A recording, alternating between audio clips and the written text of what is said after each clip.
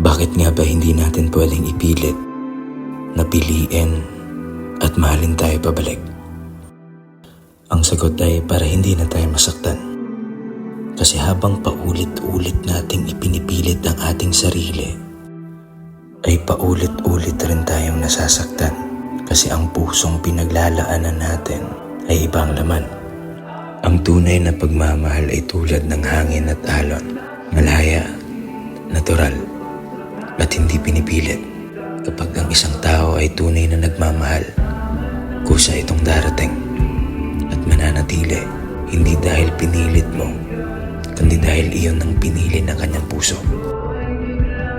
At kung iniisip mong kalapastangan ng hindi siya makasama sa huli, mas kalapastangan ng hindi pagpili sa sarili.